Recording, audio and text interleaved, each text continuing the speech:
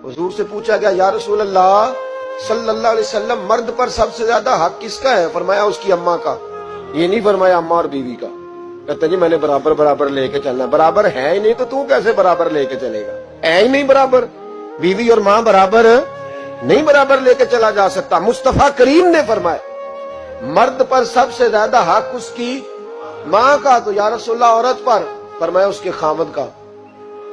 اس کے لیے خانہ کعبہ تو ہے اور تیرے لیے خانہ کعبہ تیری ماں ہے. اب یہاں ماحول یہ بن گیا کہ برابر. پہلے 2 4 5 دفعہ بیوی سے چگلیاں سن لیتے ہیں اماں کی، بلکہ کئی تو اتنے بیوقوف ہیں سپورٹر بھی ہوتے ہیں ماں باپ کی غیبتوں میں. کہتے ہیں نہیں ممی آکھاں گا اماں نو گل ٹھیک ہے تیری جو تو بھی کرنی صحیح ہے بات. ابا جی ایسے ہی کرتے میں کروں گا بات. اب تو وہ شروع ہو گئی. اب تو کہے گا دروازہ بند ہو تو یہ دروازہ بند ہو سکتا؟ اسے بتاؤ بیت اللہ کی طرف پیر نہیں کیے جا سکتے. اور بیوی بھی یاد رکھے اگر آج وہ کسی کے بیٹے کے بارے میں بات کر رہی ہے تو بیٹا اس کا بھی بیاہ جائے گا. زیادہ لمبا فرق نہیں پڑتا، 20 22 سالوں کا پڑتا ہے.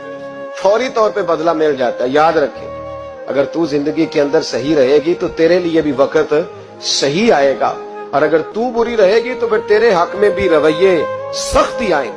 ماں باپ کے ساتھ اچھا رویہ رہے. اتنے بیوقوف بچے کہ ماں باپ کو آگے سے باتیں کریں، کہانیاں سنائیں، داستانیں سنائیں.